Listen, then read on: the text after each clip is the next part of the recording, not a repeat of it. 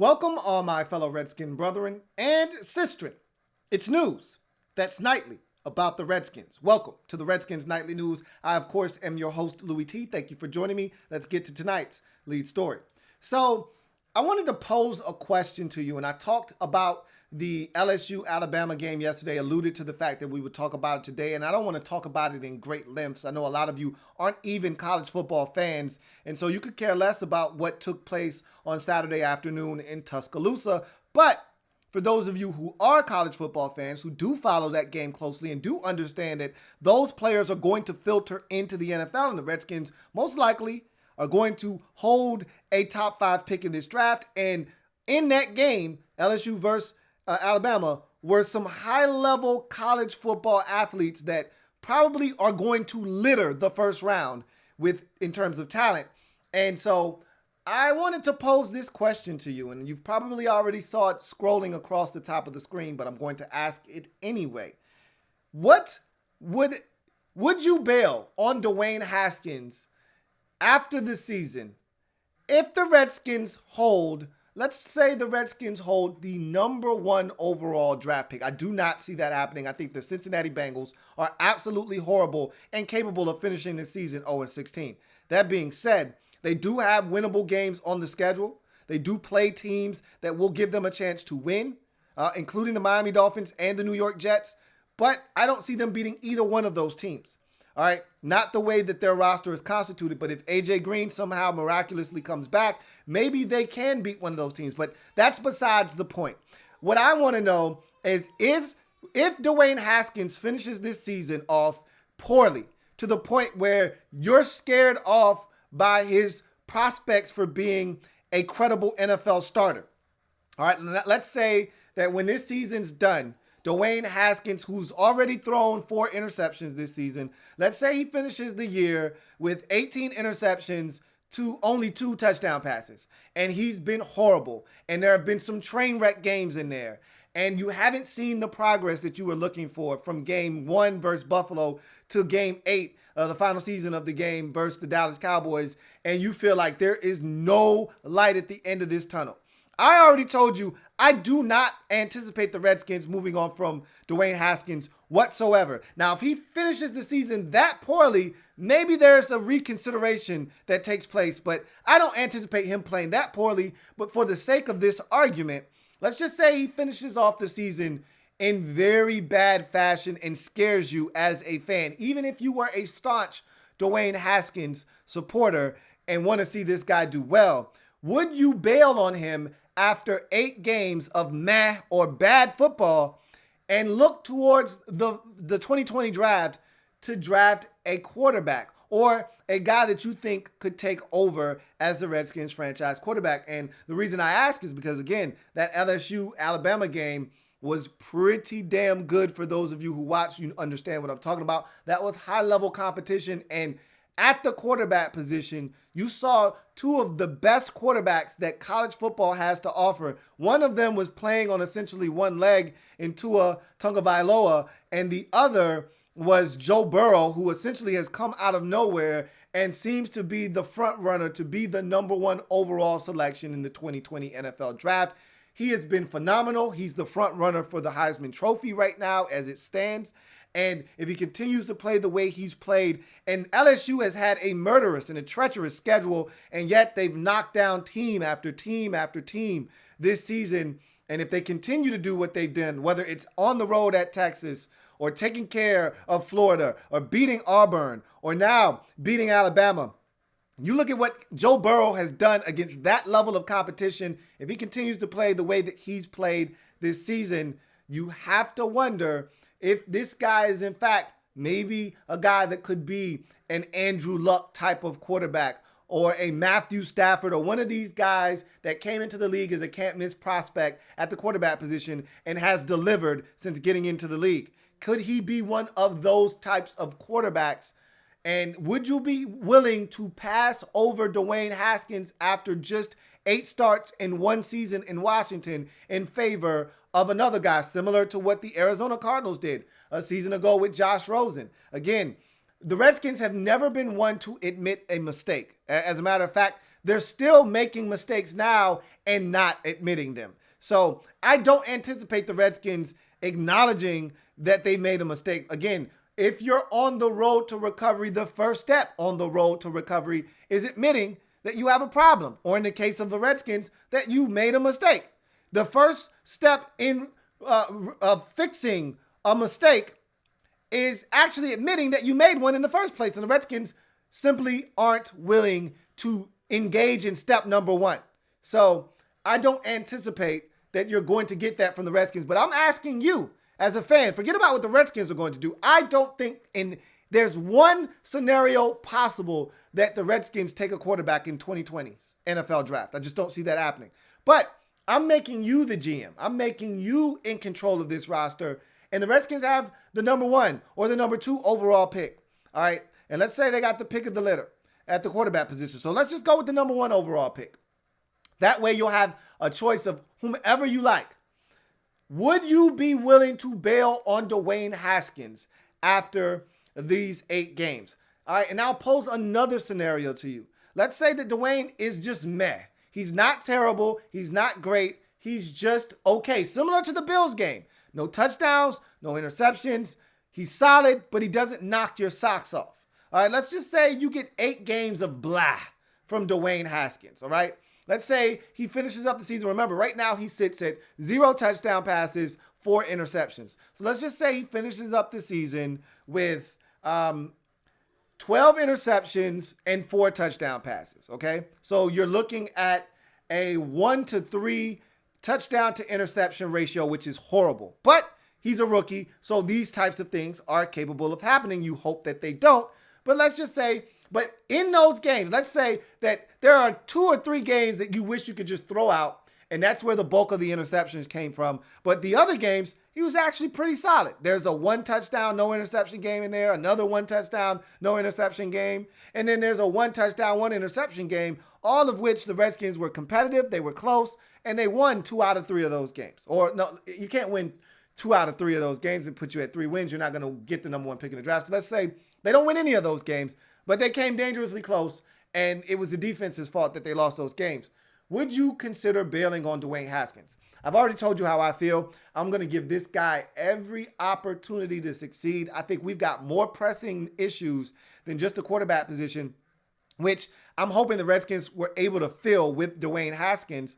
And so I'm looking past the quarterback position right now, and I'm looking at other positions of need, and I'm hoping that the Redskins can start to fill in some of the gaps on this roster so that even if Dwayne Haskins isn't the guy, the infrastructure and the insulation around whomever the quarterback is going to be will already be here, similar to Russell Wilson when he got to Seattle. They already had all the pieces pretty much lined up, and all they were missing was that one signal caller to come in there and take charge of that football team. They already had Bobby Wagner and Dick Sherman and all of these pieces and Cam Chancellor, and they had already fetched all of these guys, Earl Thomas, and all of these guys were already on the roster, ready to go. And all they needed to do was find the right guy to pull the strings. They found Russell Wilson, and the rest is history. That's an ideal situation. That's not necessarily what this situation is going to be, but that's how you would like it to be. If, in fact, Dwayne Haskins isn't the guy, you'd like to say, look, we're stout on defense. We're ready to go on defense. And we're starting to put the pieces of the puzzle on offense together. Darius Geis looks like a real running back. So does Bryce Love. Terry McLaurin looks like a true number 1. We also drafted another guy in 2020 that we think is going to be an exceptional complement to Terry McLaurin on the outside. And then you can start to build. Maybe Steven Sims or Trey Quinn becomes your slot guy. You feel good about that. And then all of a sudden, we drafted a guy that we love at the tight end position. And so the tight end position all of a sudden looks vastly different. And all of a sudden now, the infrastructure is here, and you're like, hey, yep, we could use an upgrade at guard or at tackle, but we'll get there. We'll eventually get those pieces in place. But we've pretty much got everything we're looking for. Now we just need to find a quarterback. I'd much rather take that route. All right. So I'm going to buy into Dwayne Haskins. I'm going to invest into Dwayne Haskins. Unless this thing looks so bad to the point where I'm like, there's no way this guy can make it in this league. And he'd have to play extremely bad for 7 straight games. Like, it'd have to be no improvement. And I just don't see Callahan allowing that to happen with the way the game will be called. I just don't see them allowing Dwayne to make mistake after mistake. If he starts to make a bunch of mistakes, they're going to reel him in. So I don't see how he could just make a ton of mistakes. They're not going to allow him to chuck it a bunch of times and make a bunch of mistakes. And I actually think he's going to play somewhat well. So I'm anticipating him proving that he belongs and that he's a guy that the Redskins can grow with. But I'm asking you, how would you feel, and would you be willing to bail on Dwayne Haskins if, in fact, he does not play well down the stretch of the season in these final 7 games? All right. And so it'll be 8 total for the season that he started, and there'll be 10 appearances that he would have made, and there would have been 8 starts in that mix. And if it's a bad sample size, one that you're not pleased with, would you be willing to move on to a Tagovailoa or a Burrow, a Joe Burrow? Or would you be willing to move on to the Oregon quarterback? Or would you be willing to move on to one of these other guys, all right, that may tickle your fancy? I think those are the top 3, all right? One of those 3 are probably going to be your number 1 overall pick. But would you be willing to move on from Dwayne Haskins? I'm interested to know, because there's a lot of you out there that I'm still trying to get a read on. Some of you, you're in the camp of, hey, give this guy an opportunity, preach patience. Let's see this guy play, but also know that if he doesn't play well, he's a rookie and these things happen. There are growing pains that have to take place. I'm Team Dwayne. There are a number of you out there like that. Then there are some of you that are straight. He's a bust. He's not going to make it in this league, and I already know where you stand. And then there are some of you on the fence. I want to hear from you guys. I want to hear from all of you guys, but especially those of you who are on the fence right now. How do you feel about Dwayne? And if he played poorly, would you bail on him if the Redskins had the number 1 overall pick in the 2020 NFL draft? Let's go to in other news. And I want to address something right before I talk about the story that I want to touch on here and the question that I want to pose to you guys here. And as you can see, it's scrolling across the top of the screen, so you can kind of prepare yourself mentally for what I'm going to ask you. But nonetheless, I saw that a lot of you were posting in the comments yesterday, and I've seen the story. I saw the Twitter tweet about this, but it doesn't, to me, it's not relevant and pertinent to the Redskins, and I don't know why a lot of you are gravitating towards this, but I feel like I need to address this now because I don't want to keep addressing it in the comment section. And someone even hit me up on IG, sending me a message talking about the Amazon mogul that is interested in purchasing an NFL franchise. And while that's all fine and dandy, the Redskins aren't for sale. So why do you keep hinting at the Redskins and hoping that he purchases the Redskins aren't for sale? All right. It's one thing if this franchise were up for sale and you wanted him to make the purchase and the buy, but this organization is not for sale. And in case you haven't noticed, Daniel Snyder isn't selling the Redskins. All right. Nor does he have any intentions of selling the Washington Redskins. So, for those of you that continue to push this narrative about, the Redskins and and I can't think of his name, and I don't know why, because I know his damn name, but I'm drawing a blank here. But the Amazon mogul, and why you keep talking about him as if he is somehow going to magically purchase the Redskins and save us from purgatory. It's not happening. All right. So you can stop already with the eyeballs and the tweets and the ats with the eyeballs and the story of him wanting to purchase the franchise. It's not happening here. He may buy a team elsewhere. If the NFL decides they want to forge a new franchise over in London, maybe he gets that. Or maybe if another one of these owners gets caught for sexual assault and has to sell their team, like the Carolina Panthers owner Jerry Richardson had to do, then maybe that is a franchise he'll be able to buy. You know who else said they want a part of an NFL franchise? Jay-Z said that. What you didn't do when he said that was send me eyeballs and at me that Jay-Z wants to own a team. All right? Daniel Snyder isn't selling. Okay? So in case you're not buying, let me sell you on the fact that Daniel Snyder isn't selling the team. So you can stop now. It's okay. For a split second, for a fraction of a second, you felt hope. Well, let me squash that hope. It's dead. Dead, I tell you. He's not selling the team. So you don't have to worry about anybody purchasing this team because it's not for sale. Okay? So there's that. But what I wanted to ask you guys was, this has been a really rocky season for Brandon Sheriff. It hasn't been his best season of play. He's still a core Redskin, I believe. He's still a guy that you want to build with. He's still a guy that I don't know if he wants to be here, though. Okay? He said he wants to be here out of his own mouth, but you know who else said they wanted to be here? Kirk Cousins said he wanted to be here. Kirk really didn't want to be here. After Sean McVay departed and all the people that he trusts in this organization left, and it was just Bruce Allen and Dan Snyder, he wanted out. Trust me, he didn't want to be here. Redskins had an opportunity to re-sign this man. They didn't. And after he saw the writing on the wall and he saw that all the people that he trusts in his organization were no longer here, as in Mike Shanahan and Kyle Shanahan and Sean McVay, he's like, I probably need to get the hell out of Dodge as well. So he said he wanted to be here, but that's what you're supposed to say. That's a politically correct thing to say. All right?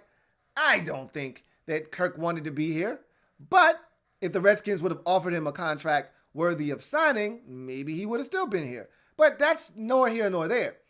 Brandon Sheriff said the same thing Kirk said, which is, yeah, I want to be a Redskin. And he said, I want to play the rest of my career here. Sounds good. That's what most guys in his position say, because that's what they're supposed to say. However, he's seen the dysfunction around here. He knows nothing but losing here as a Washington Redskin. And maybe he wants elsewhere in greener pastures with a team that's not as dysfunctional, that actually has a chance of winning in the near future. I can't speak for Brandon Sheriff. I do know that if we offer Brandon Sheriff a contract that makes him the highest paid guard in the NFL, he'd probably sign on the dotted line. The reason this came to my mind, and I thought it was a pertinent question at this very moment, is because the Philadelphia Eagles just extended guard Brandon Brooks and made him the highest paid guard in the league on average, on per annual average salary, which he signed a 4-year, just slightly over $56 million extension, which means it's $14 million, a little slightly over $14 million per season, which makes him, on average, the highest paid guard in the NFL, slightly topping the Dallas Cowboys and the contract they extended to Zach Martin. So the two highest paid guards in the league reside here in the NFC East. And if you want to know why there are teams that are better than us, is because they've invested in their offensive line. The Eagles have invested in their offensive line. All right, they took Lane Johnson in the first round of the draft 3 years ago. They took They took Andre Dillard in the first round of the draft last year. Okay, they invested in their line in other places. Free agency in Brandon Brooks. They signed him to a free agency deal in 2016. Now they're extending him now to keep him on that offensive line.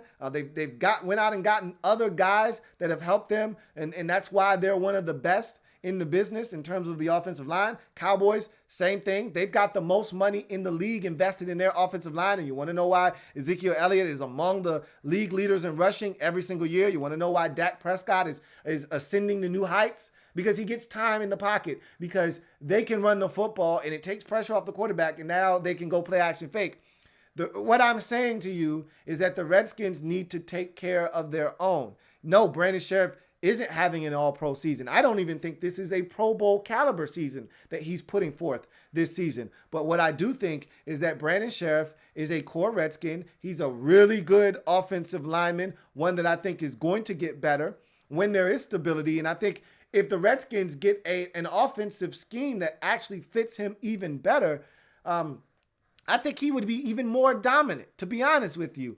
But that's nor here nor there. The bottom line of it is, do you think Brandon Sheriff is worth the highest paid guard contract in the NFL? Because that's what it's going to take to get Brandon Sheriff to sign on the dotted line. I do not. I'm going to tell you right now, I'd much rather let him walk. I would much rather the Redskins allow Brandon Sheriff to test free agency than to slap him with a franchise tag. What I don't want to do is play the Kirk Cousins song and dance with him. If you're not going to sign this man to a long-term deal, let him go. Don't tie up 14, 15, 13, 16 million dollars of the cap. All right. And it's not going to be 15 or 16 because the highest paid guard is 14, and it's the average of the top three, I believe, or top five highest paid players at his position. So it's probably going to be somewhere in that 13 to $12 million range. Either way, I don't want to tie up that much money to the cap for 1 year for Brandon Sheriff when you can just sign him to a long-term deal and go ahead and get that process and ball rolling and that whole thing started. You see teams like the Cowboys lock their guys up. You see the Eagles locking one of their guys up. We need to follow suit. You know what I mean? If you want to stop hitting the reset button, and I understand, maybe Wes Martin is actually really good. And he would be a much cheaper, younger option than that of Brandon Sheriff. And now you got another guy on the opposite side in Eric Flowers, who's not going to cost you a boatload. And all of a sudden now you've got an offensive line that's not costing you a pretty penny, but could actually produce for you. That's very possible, but we do not know what Wes Martin is capable of. We don't.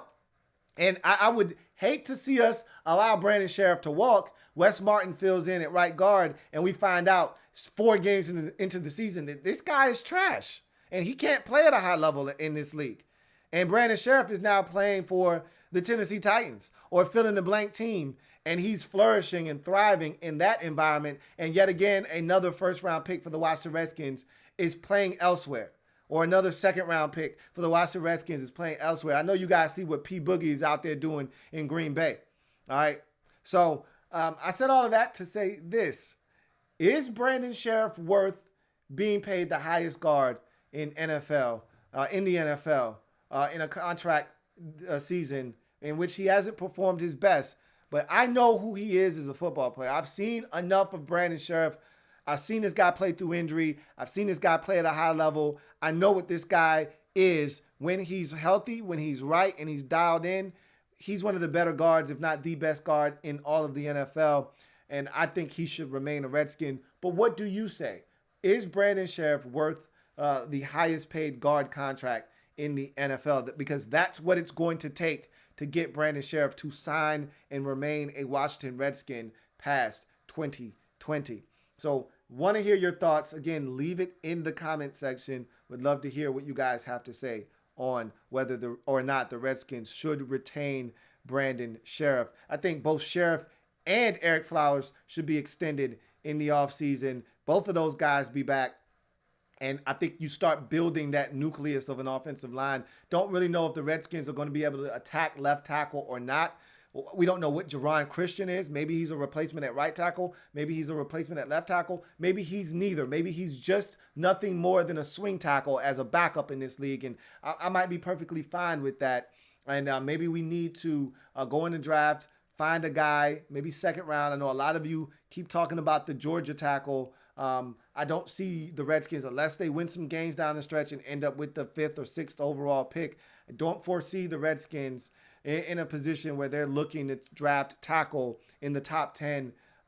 If they're in the top 3, you got to take best player available. And I can assure you that a left tackle isn't going to be the best player available, especially if Chase Young is still on the board. To me, that's the guy you should be targeting if you're the Redskins, because he could change this defense, make them elite, because we've seen the makings of a quality Redskins defense. Obviously, a better play caller would change some things with the way this Redskins defense performs on a week-to-week basis. But I think the blueprint and the foundation for having a dominant elite defense is here. The interior of this line is really good.